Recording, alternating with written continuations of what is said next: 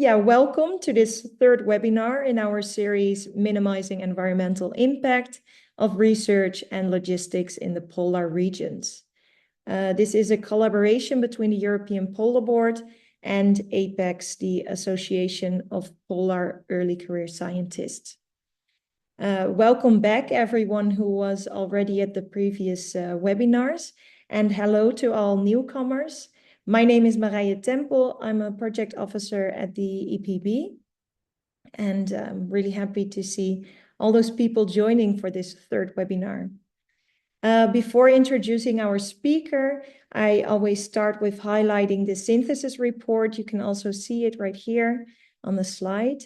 This report, drafted by the EPB's Action Group on Environmental Impacts of Polar Research and Logistics, covers many best practices and a catalog of existing guidelines. It's a very accessible report, so I recommend to have a look. You can find later on a link in the chat box. You can also find it back on our website.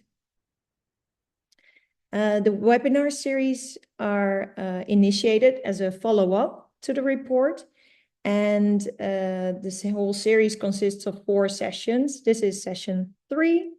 Each webinar features a 40-minute lecture and is followed by a Q&A session. And like always, we encourage your participation in this Q&A session as well through the Q&A box. You can share your questions there. Also, if you have questions during the presentation, you can drop them there in the Q&A box. And after the lecture, I will moderate the questions and share them with our speaker of today. Please note that we are recording all webinars for later sharing on our EPB YouTube channel. You can already find the previous webinars there. So if you weren't there, you can take a look on our EPB YouTube channel. And I'll ask my colleague to also drop a link in the chat box. Well, now I'm pleased to introduce our speaker of today, Birgit Njåstad, who leads the Antarctic program at the Norwegian Polar Institute in Tromsø. And with over 20 years at the Institute, Birgit has extensive experience in Antarctic management, policy, and research. She has represented Norway in the Committee for Environmental Protection since 1998 and served as its chair from 2018 to 2022. So quite some experience, I would say. She holds a master's in natural resource management from the University of Alaska Fairbanks. And I am very happy that she is here to share her expertise on the Madrid Protocol. And a warm welcome to you, Birgit. I'll ask you to share your slides right now, and then we can continue with the presentation and come back to the Q&A later on. Perfect. Thank you very much. Let's see if I can find my slides here. Give me 2 seconds. So does that show now? Yes, perfect. Perfect. So thank you very much for this introduction, and also thank you very much for inviting me to present in this webinar series on impacts of research, I guess, in the short version. This talk of mine is going to take a step up and look at sort of the top-down policies that also frame research activities in Antarctica, but it will be with a bit broader lens than only that. And I apologize in advance. I just have a cat who woke up, so she's going to be walking by the screen a little bit in the beginning here.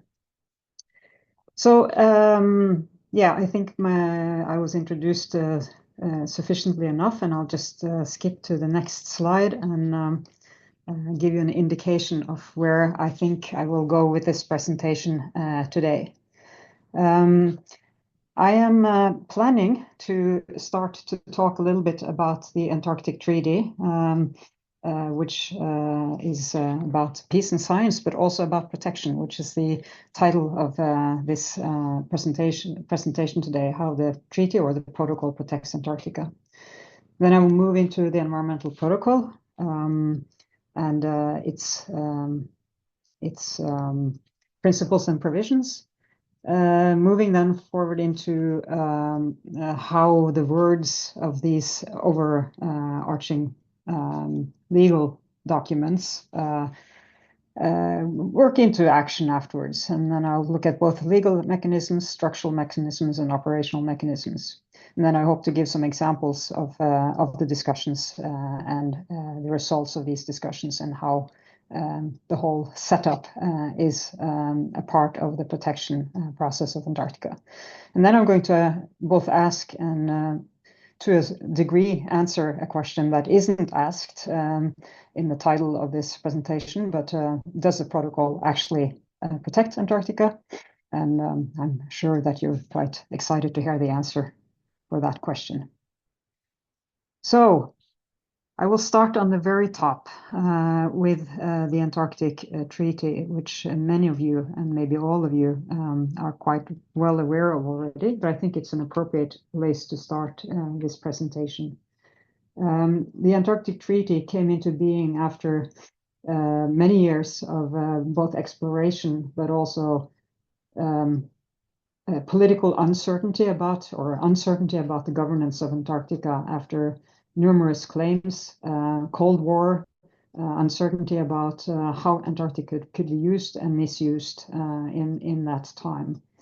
In 1956, 57, 58-ish, there was the International Geophysical Year with 12 nations doing collaborative and extensive science in both the Arctic and the Antarctic. But in the Antarctic, it also formed the seed of a solution to how to govern Antarctica, and then flowered into the Antarctic Treaty, a treaty that puts peace and science in the core of the framework. So the treaty, signed in 1959, recognizes that it is important that Antarctica is kept outside of the discord of the world's turmoils, and also acknowledges the substantial contributions that science from Antarctica can provide to the world. So those are two sort of the main pillars of the Antarctic Treaty as such. However, I think it's fair to say that the Antarctic Treaty also sets from the start the stage for protecting Antarctica.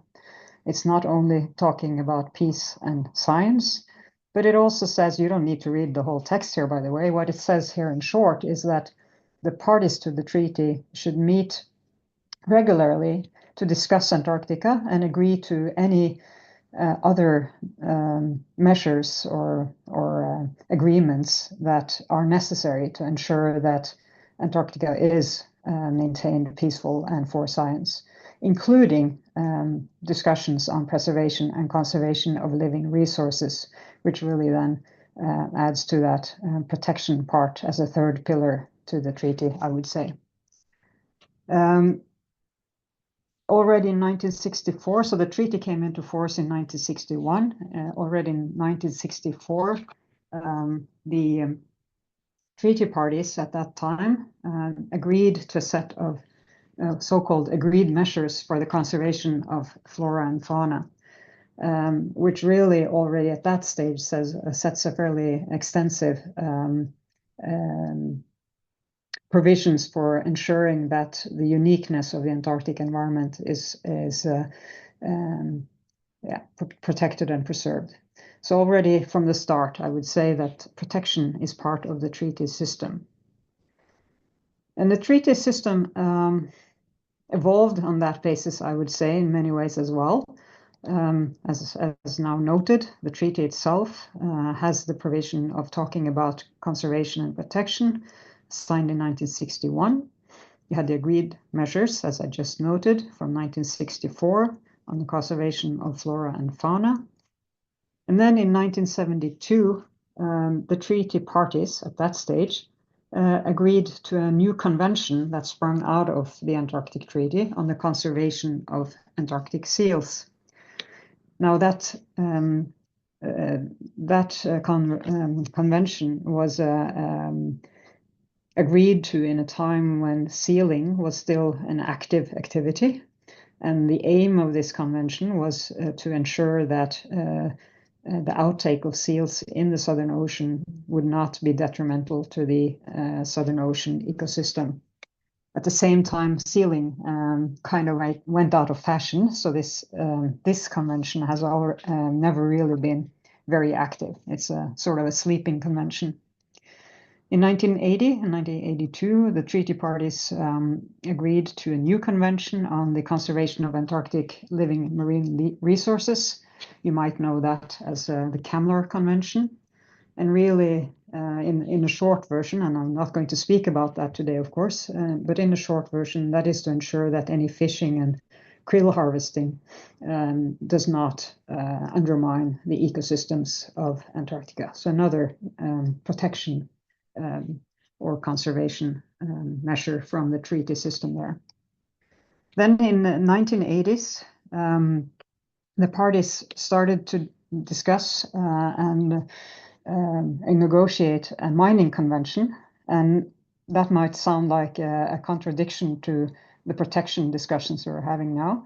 But in fact, the whole idea about the mining convention at that time was to ensure that if mining was going to happen, then we need to ensure that we have a good environmental framework for that to happen within. So that was sort of the aim of that process.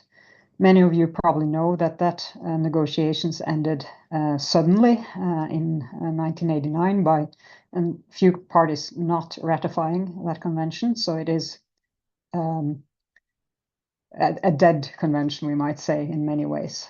It's not in force.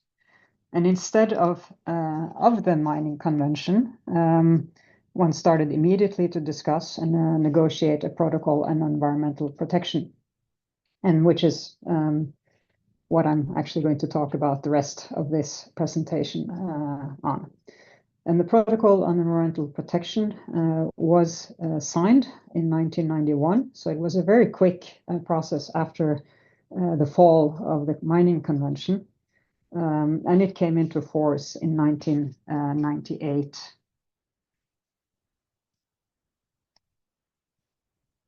The protocol on an overarching level aims, or not aims, it really is a statement from the parties to the treaty at that time that they commit themselves to comprehensive protection of the Antarctic environment, and not only in the Antarctic environment, but also the dependent and associated ecosystems. And they designated Antarctica as a natural reserve dedicated then back to peace and science, which is the basis for the treaty. A couple of I use the word overarching a lot, I can hear, but a couple of sort of main principles maybe to pull out before going into details is from the protocol. Article 7 of the Madrid Protocol states that any activity relating to mineral resources shall be prohibited. And this is both a well-known and much talked about prohibition, I believe. And there's it's sort of the switch from the negotiations on the Mineral Convention, which was setting up an environmental framework for mining, to prohibiting mining and then putting the environment in the midst of focus instead. There's been a lot of talk that this mining prohibition has an end date in 2048, which is not true. And I just want to make that quite clear now, that there is no end date for the mining prohibition. But there is a statement in the protocol that the protocol itself can be discussed after 50 years. But that's a different story. And also then noting that the treaty parties have a number of times lately underscored their commitment to the mining prohibition, and also noting, as you can see here from the Helsinki Declaration from 2023, noting quite clearly that the mining prohibition has no expiry date. So this is a core element of the environmental protocol, and really a protection item in itself. The second sort of main principle I want to bring out from the protocol is, of course, that it notes or says or requires that all activities in Antarctica shall be planned and conducted so as to limit impacts on the Antarctic environment. And that means that all activities should be conducted on basis of an understanding of what kind of impacts they may have, and assessed according to this, and then consider whether they should be carried out or not. And on top of this, the protocols also notes then in this context, priority should be given to science and to the value of Antarctica for science, so that in assessing the impacts of an activity, one should also ensure that the values of science and science itself is protected, if I can say it that way. The protocol contains, of course, those are the sort of the overriding principles, but it contains a lot of more provisions that details how activities can be carried out. And most of these provisions are including in a set of annexes to the protocol. And I'll just very quickly run through those annexes and say what they're all about. First of all, there's Annex 1, which is about environmental impact assessment. And in short, that annex says that all activities should, before they're allowed to be carried out, be assessed for their environmental impact. That's the short version of that annex, and it, of course, has a lot of more details, and I'll come back to some of those later. Then there's Annex 2, which relates to the protection of flora and fauna, and in many ways you can find the wording and the intents of the agreed measures from 1964 in this annex. It's a lot of the history brought into the new protocol. Maybe 3 points of sort of overriding here. Number one, all flora and fauna should not be, or no flora and fauna should be disturbed unnecessarily or damaged or removed or killed or so on. There is the opportunity to dedicate certain species as specially protected species. Those would be species that are even more under pressure than other species. And thirdly, the introduction of non-native species or non-native organisms is prohibited. Those are 3 principles I think we can pull out of Annex 2 that relates to the protection of flora and fauna. The third annex relates to waste disposal and waste management, and puts quite clear and strict framework about how to handle waste management in Antarctica. So going from pre-protocol times when landfills, open burning, throwing things in the sea, so on was more the norm than not. It's now a very strict framing of how to deal with waste, and in principle, it really means that most waste has to be removed from Antarctica. The fourth annex is about marine pollution, and it really is, the short version is that nothing should be emitted from the vessels going into the oceans down south. It's sort of a mirror of the MARPOL provisions to ensure that those countries that are parties to the protocol but not to MARPOL also follow MARPOL provisions. Annex 5 deals with area protection and management. Three things to pull out of that on a higher level is the ability for the parties to the treaty to establish Antarctic specially protected areas. Those are areas for some reason of special value, have special values that need particular protection. Areas of special, especially Antarctic managed areas, so-called ASMAs, which are areas where there's several levels of activities that you want to manage to ensure that the combined set of activities have the least possible environmental negative impacts.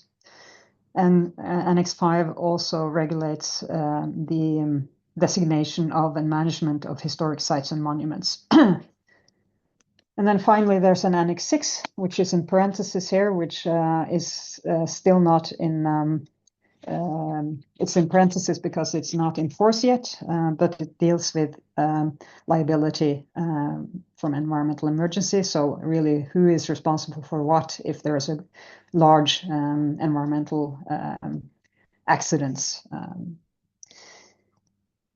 So that was the annexes and toolbox. And I just wanted to throw this slide up to draw your attention to that. That's not the end necessarily. The protocol states clearly that the parties to the treaty should continue to consider the need for further measures to protect the environment, drawing upon science and technical advice where available. So this protocol, as it sits today, does not necessarily end as it's, or that's the wrong word, does not necessarily limit the protection regime, but it is a starting point for the protection regime. Also wanted to note that the Antarctic Treaty today has 29 so-called consultative parties. These are parties that have a say when decisions are made in the treaty meetings.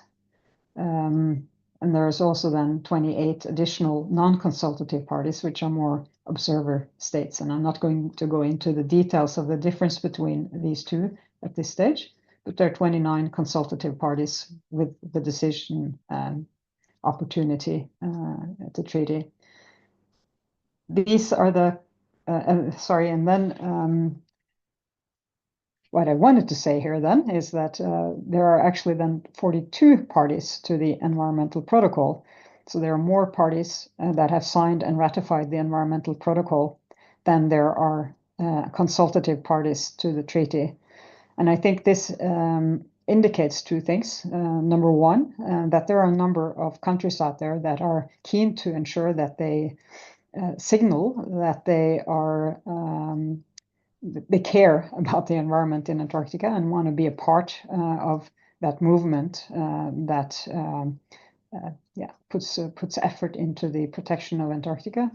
Secondly, there is a requirement for any party that wants to go from a non-consultative status to the consultative status to first having ratified the environmental protocol. So in a sense, having ratified the protocol is a stepping stone into the decision-making body of the treaty system, which is a good thing because it really requires all parties that want to be active in the governance of Antarctica to have protection as the highest, as a high focus in their engagement in Antarctica. And if you did wonder, all the red countries are the 42 countries that have ratified the environmental protocol. All the green countries then are those that are non-consultative but have not ratified the protocol.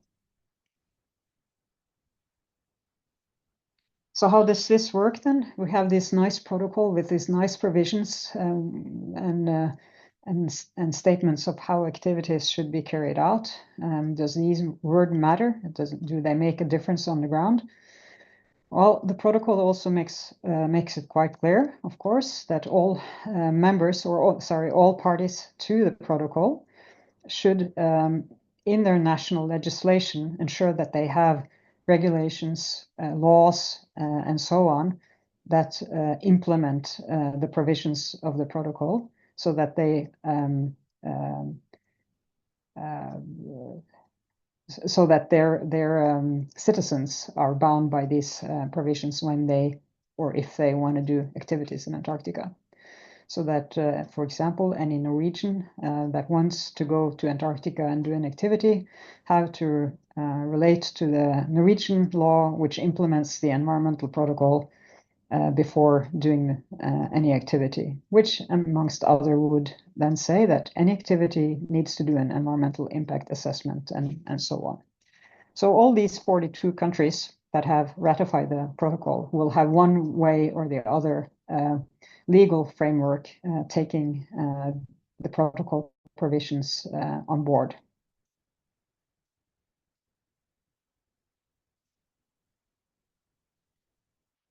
And how do we know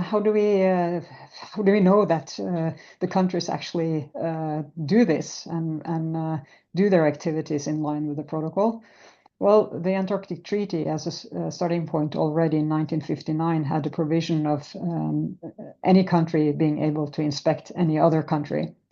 When the protocol came into effect in 1991 or 1998 in force, it also included an inspection provision, really extending the inspection under the treaty to also cover environmental aspects. That means that any party can go and inspect activities of other parties and see that it is conducted in line with the environmental protocol provisions. And that's nice to do the inspections and see all the exciting things that are going on in Antarctica.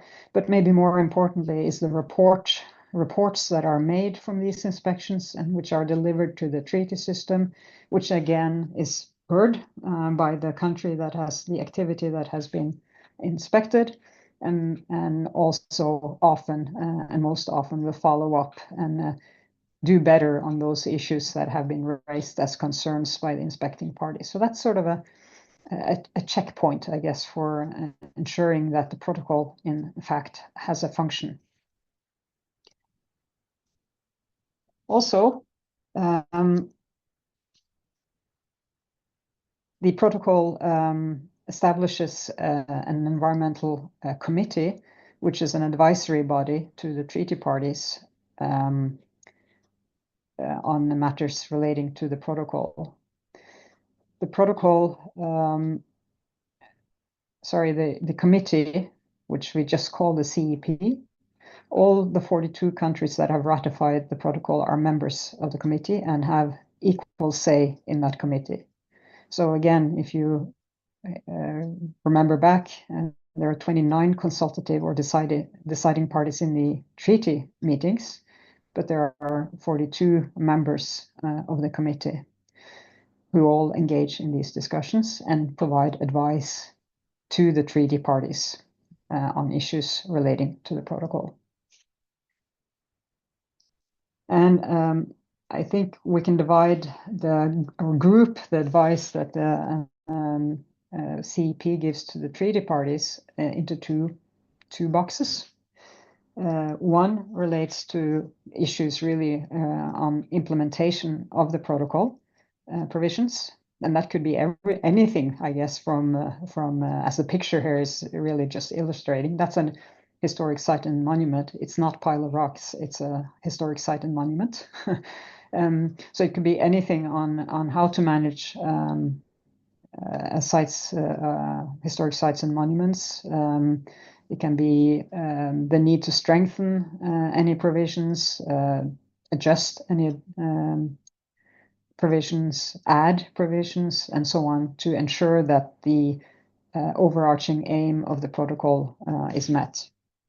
And secondly, the Committee for Environmental Protection provides advice, or should provide advice, on the state of the Antarctic environment to the treaty parties. And that's really also sort of a checkpoint on whether the protocol in fact does protect Antarctica. Giving advice on the state of the Antarctic environment is a balance on whether the provisions of the protocol in aiming to protect Antarctica in fact functions. Now, the state of the Antarctic environment reporting is, of course, a challenging, all of it is challenging, but maybe the state of the Antarctic environment reporting is the most challenging because Antarctica is, as you all know, a large continent, and having sufficient knowledge and understanding of the state and trends in the Antarctic environment is overwhelming. And it's easy to say that more knowledge gathering is needed, but on the other hand, the committee will always have to use the best available science to make its assessment and advice on. So just very quickly then to note a little bit of how this works and see if I manage to do this within reasonable time. But just to operationalize how these discussions go a little bit, one starts out with an issue of some sort that causes a concern in the context of the aims of the environmental protocol. And it comes to the Committee for Environmental Protection in one way or the other. I'm not going to go into the details of that. The committee discusses and considers how this issue should be met in a sensible manner to lessen the strain on the Antarctic environment and provide advice to the ATCM on this. The ATCM, being the meeting of the Antarctic Treaty Parties, then makes decisions on how to follow up on these issues. And then the ATCM, or the treaty parties as a meeting, tells its members or parties to go back and implement this in real life at home and in Antarctica. That's a short version, and I'll go a little bit into detail on some of these aspects. First, just what are the issues of concern that are of interest to the Committee for Environmental Protection. So these are then issues that are of relevance in ensuring that the aims of the environmental protection and environmental protection actually are met. So to meet this, the Committee for Environmental Protection has over the years tried to prioritize those issues that are of most importance for the treaty parties to tackle to, again, lessen the burden on the environment in Antarctica. And to do this, the CEP has established a 5-year work plan. This is the acronym here, the 5-year work plan, and also a climate change response work program. We don't need to go into the details of the acronyms and the plans, but I wanted to just briefly list some of the issues that have been highlighted in those plans as the most important for the committee to help the parties to tackle. And I think maybe these issues are of no surprise to anyone. There is a little handful of environmental pressure priorities that have been identified. Introduction of non-native species and wildlife disease being one. Impacts of tourism and other non-governmental activities is one. Climate change implications, obviously, an important issue, and is covered also by its own work program, the Climate Change Response Work Program. And then also long range and local pollution has recently moved itself into the list of priority issues when it comes to environmental pressures.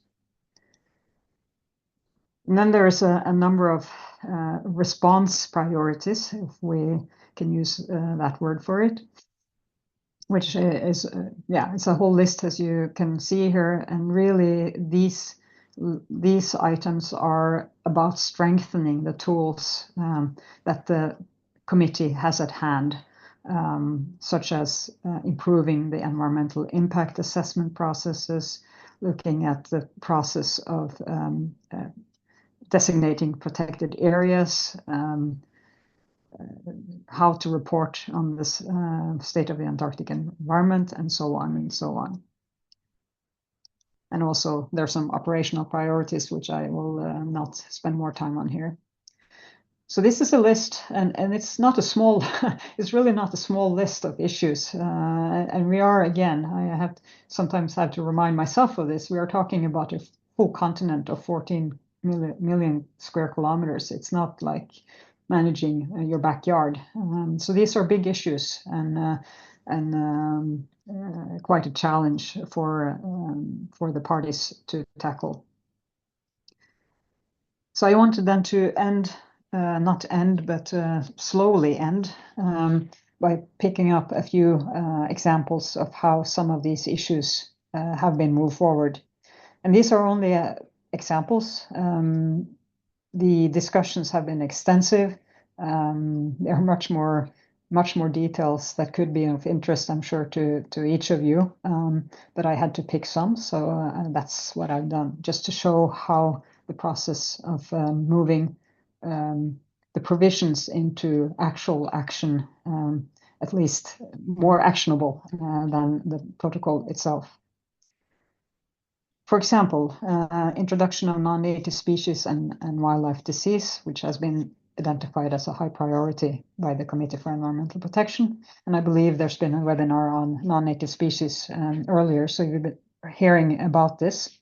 But just to note then very quickly that for this purpose, the Committee for Environmental Protection has developed what they call a non-native species manual, which gives both guiding principles but also steering guidance on relating to prevention, monitoring, and response of non-native species. And then the Antarctic Treaty Parties have taken this manual and said, as it says here in its own resolution, encourages that this manual is both sent out to the system and that it's used by those who are active in Antarctic activities. And that can have and has consequences on the ground in the Antarctic programs. This is just an example that I found because they have a nice logo, but on the ground processes for Antarctic programs to again lessen the risk of introducing non-native species. They have taken this manual and made their own sort of step-by-step process to meet that challenge. Another example on the same issue is wildlife disease, which we've seen, of course, the last year on the avian flu issue.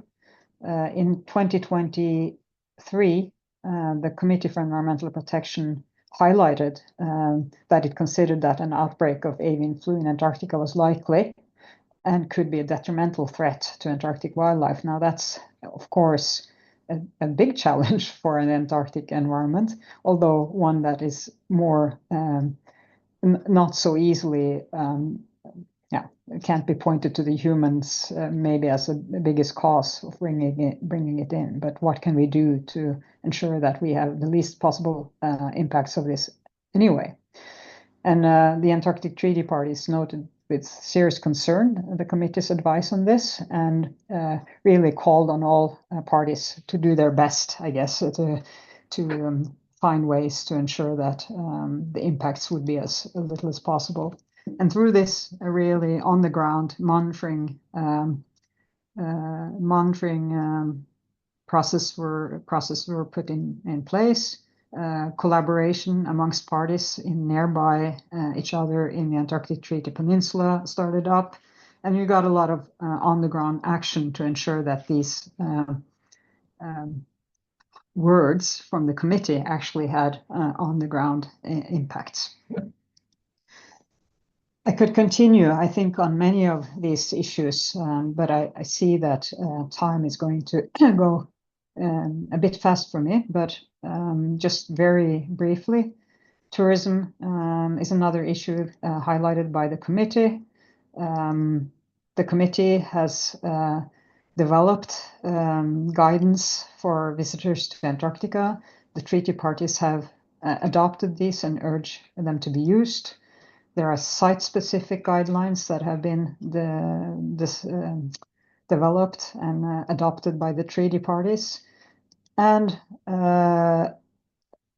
these have been taken up again by the tourism industry that puts this as a basis for how they operate and ensure that their activities have the least possible impact within the framework that has been set for them. So again, we're just very sort of on the overarching level saying that these discussions on high level actually do trickle down to the ground and in how activities are conducted. Climate change is a difficult one to tackle as it is an external impact on Antarctica, and all the treaty parties can do there is to ensure that climate change is considered as a part of the picture in developing all its other tools.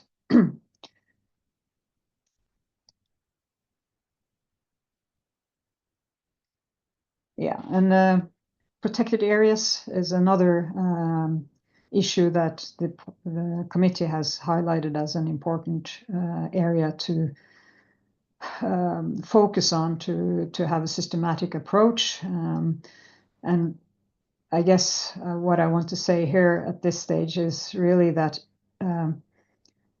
even though there are, I think there are around 76 protected, especially protected areas now, but one will see that they are often in the location of nearby stations and have been established more maybe on convenience and where researchers have been working rather than being a systematic approach. But the committee has, over the last decade or so, also developed tools that will help develop a more systematic approach in ensuring that a whole suite of sort of connected protected area system is established in due course in Antarctica. That's still work in progress, I would say, but it's there and it's moving toward the sort of ground there as well. And these are areas that are, of course, important in the sense that they are, you need special permits to visit these areas, and normally only if you're doing research that are really only can be done in that area. And that is a key protection tool in the protocol. The environmental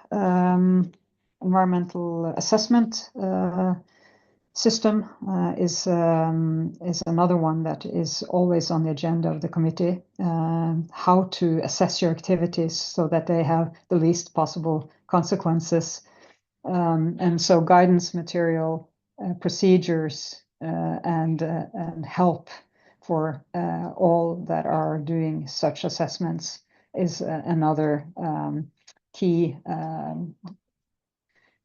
discussion, I guess, in the committee. And if you look at the website of the committee's work, you will find a whole suite of environmental impact assessment guidance material.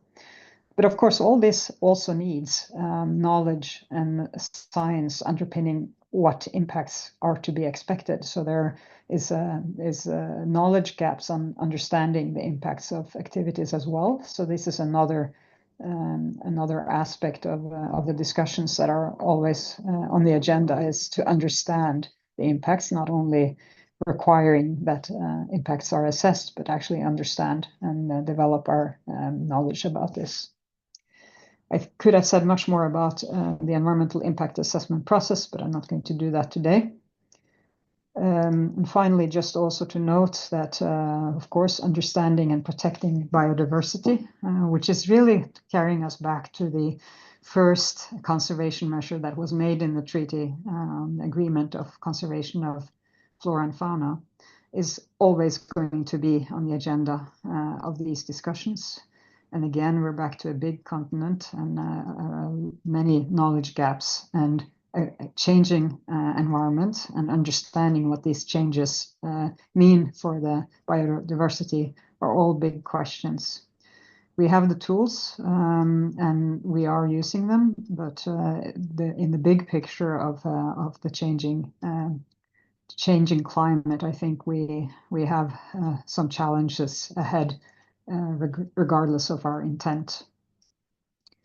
But more on the ground again, also the committee discusses issues such as impacts of human activities on the wildlife, including, for example, how use of drones can, in addition to be a positive tool for research, can be a negative impact for the wildlife, and then provide guidelines on how to use these new tools in a manner that has the least possible consequences. And I have a feeling, you know, I'm always super optimistic on how much I'm going to be able to say, and I would have liked to have said much more about all of these issues and the actions taken by the committee.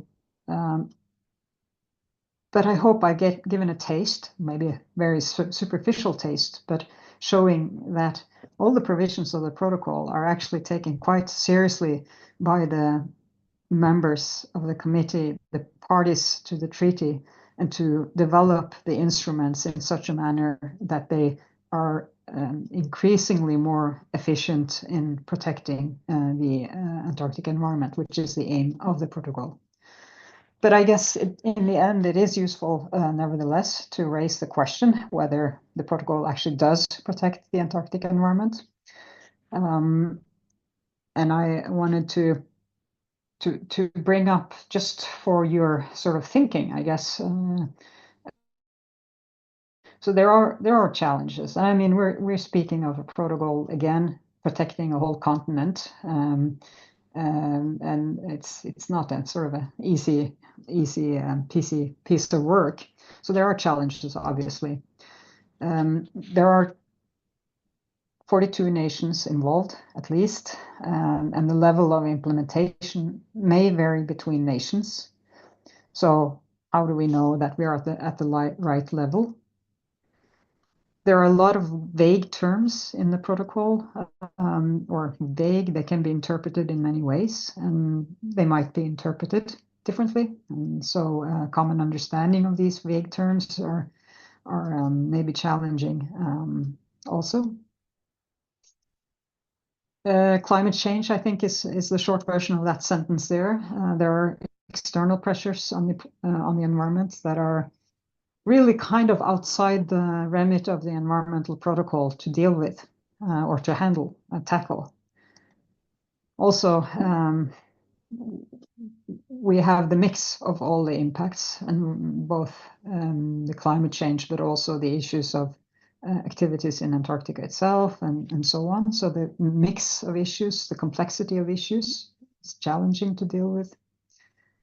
I made mention of the knowledge gaps, which are on many levels and in many areas. Of course, for 42 nations, again, might have different value frameworks. That makes it difficult to ensure and back maybe to the common understanding and level of implementation. There is an outside world that affects discussions and protection measures.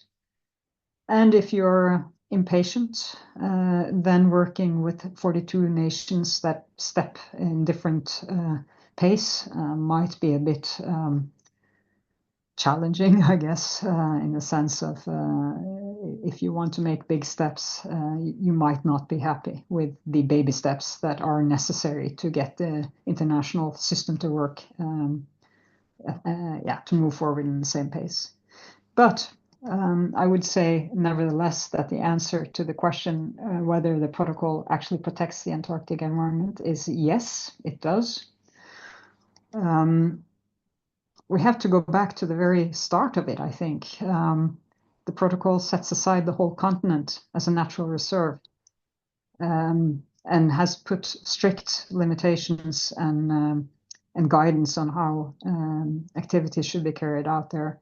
That's in itself a win, and it is being followed up and always strengthened. So I think we have to say that's a success. And as a part of that, I think there are actually quite a number of countries that are working toward a common goal in Antarctica, and that is to maintain peace, allow for science, and to protect the environment. And that's always going to be the underlying foundation for Antarctica. So yes, the protocol does protect Antarctica, but that doesn't mean we shouldn't continue to work to strengthen the provisions and to move forward on the knowledge gaps that we need to understand better how we impact Antarctica. And I think with that, I have over talked my time, and I thank you for your attention.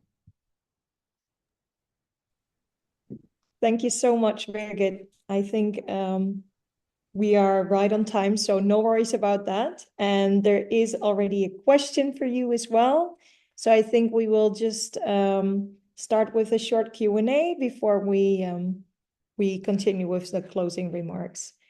Yeah, let me start with a question from the Q&A box from Amy McFarlane. She's from the Project RISE group, the project group RISE from APECS, and she will be one of the speakers for the next webinar. Her question, first a compliment. Hi, Birgit. Thank you for such an informative talk. I don't have the Antarctic overview, but is geoengineering becoming popular like in the Arctic?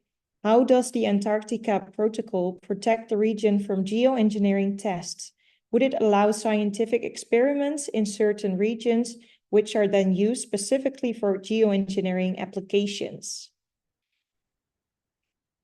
That's the question. Yeah, thank you. And that's not a small question. But thank you for raising that question. To be honest, geoengineering in the formal discussions have not, it has not been brought up in the formal discussions yet. And therefore, it's a bit difficult to respond to sort of what the system thinks about it. So I would have to talk on a very sort of formalistic way, which is not going to be very satisfying probably as a response. But I would say that any activity that is planned, even a geoengineering activity, would have to go through those loops that I've hopefully described somewhat, in the sense of having to assess the impacts before it can be allowed to be conducted. And then depending on how much certainty you have in assessing those impacts, it will be up to the government of wherever that activity is placed to make a decision. That's sort of the very formalistic answer. But even though the discussion has not come formally on the table, it is certainly an issue that is starting to bubble up, I think, as a bigger issue is this something that and this is maybe beyond the question of only environmental protection, but a question of, is this something that we want to use Antarctica for, or is it the appropriate thing to do in Antarctica? And that's a difficult discussion, I think. And again, back to the situation with all the countries that will have to have a sort of a joint feeling of where this is going. So it's, on one side, there's a very formalistic, you have to sort of do the assessment of what you're planning to do. And maybe this is my personal view, is that it would be probably very hard it could be quite hard to have the knowledge base sufficient to say with certainty that this doesn't have a negative impact that isn't against the provisions of the protocol. And therefore, I think it would be hard to get it going. But there's a bigger question there that hasn't been discussed, if that made sense. Yeah, I think it opens up a whole new webinar series about this topic. Amy, thanks, Jussi says, very interesting. Thank you so much. I think Attila, he is the chair of the action group on environmental impact of polar research, and he initiated this webinar series. I just wanted to highlight that for a moment. And I saw that he raised his hand for a question, so we still have some minutes left. So Attila. Thanks, Marije, and thanks, Birgit, for the informative presentation on the Madrid Protocol. And as well as thanks for making a point regarding to the mining ban in expiration on 2048. Actually, I won't have a question, but a request from you. For the audience, can you elaborate this 2048 thing for further clarifying, like, why do people think like that and why it's not likely to happen in the future? Yeah, I should probably have reread so that I had everything very correctly, but I'll try. What the protocol says is that after 50 years after it came into force, which is 2048, since it came into force in 1998, is that any party can ask for a review of any of the provisions of the protocol, really, not relating only to the mining ban.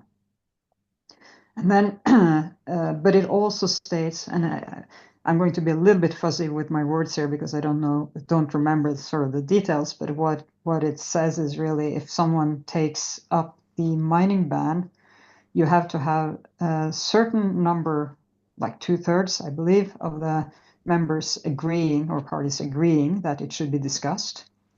And if one in the future decides to agree that one should discuss to allow for mining, then mining should not be allowed until one has a very clear and strict environmental framework in place, which is back to that convention that was really thrown to the side and to a certain degree. But all the decisions in the treaty system are consensus decisions, which means that everybody has to agree. And at this stage, I think I see nothing on the horizon that would say that all 29 deciding parties at this stage would say, yes, let's throw that ban to the floor. So I don't see that happening. So the 2048 expiry date is a myth, really is a myth, and just forget it, everybody. I mean, just throw it. It's a mining ban. And then as the situation is today, those discussions they might be taken up, but I don't think they will lead to a change. Thank you. Thank you, Birgit. Just giving people a chance to ask another question. I don't see any questions right now in the Q&A box. It was entirely clear, everything, right? Yes, definitely. Yeah. And I see it's also already 3. So if there's no other questions, I think it's really nice that you also mentioned the introduction of non-native species, because that's something that we discussed in the first webinar. And yeah, because that was more in a scientific context, it's now good to see how that comes back in a more policy-minded context. So you see that there's actually a link between the science and the policy and how we translate this science into policy and protocols. So I think that also highlights the importance of a webinar series like this. So I really enjoyed that. And if there's no other questions, I think we will just thank you for your webinar. And I want to thank all the participants here. Oh, I have one more question. I was talking very slowly to give someone a chance. We will just close with one more question, and then we are also over time. No worries. Daria is saying, sorry, I tried to type really fast, but I was too quick. So the question is, I read a paper calling for an Antarctic biobank network that would rescue private research collections. Is biobanking used in determinations of biodiversity baselines? That's the question. Yeah, I'm staring out in the air because I'm not quite sure I know the answer to that. I guess my answer would be more general in the sense that any available information that can be used as baseline understanding is welcome to the system, and I think that that researchers are fairly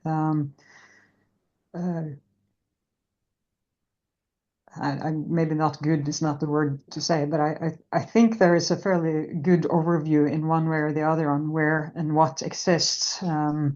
Whether there are systems to make it better, I don't have the really answer to. That's outside my sort of comfort zone of knowledge. But so sorry for not answering that quite clearly. But any baseline information or any information out there available, whether it be in a bank or otherwise, is useful as a baseline information for those who are working to understand the changing environments, I guess. And again, sorry for being a little bit fussy on that. And I just wanted to add more on the side to that question that, of course, if anybody sits with any kind of question or confusement or so on, I mean, get in touch with your own representatives to the Committee for Environmental Protection. You're welcome to contact me, of course. Happy. I think we're all happy to get engaged young researchers on our doors to see how we can coexist, I guess, in the realm between the policy and the science, because this is also a dependent system, I guess between us to move the protection issue in Antarctica forward. So please, even if you don't have questions today, and maybe it was fuzzy or overwhelming or just new, when you think about it, get in touch and ask the questions. Thank you. Also, thank you from Daria. She says, thanks very much for your answer. I think it was still quite a complete answer. So yes, I will close the webinar. I thank you all for joining. I think it's really nice to see. There was one comment saying from Ramy Wood, I have to go, but wanted to say thank you from even here in the interior of Alaska. Thank you and good day. I think that's a great example of the international audience that we have during these webinars. And it shows that these kind of topics, well, cross all borders and are important on an international level as well. Thank you all for the questions. Please keep an eye out for our last webinar that will be on the 24th of October. You can already scan the QR code here to register for this last webinar, where we will explore bottom-up initiatives and activities of the RISE project group of APECS. And I think that will be a really nice follow-up on this top-down policy discussion that we had today. Once again, thank you, Birgit, for this webinar. And yes, if you have questions, you can always share them later with us, and we will try to answer them. Thank you all for coming and have a nice afternoon and see you next time.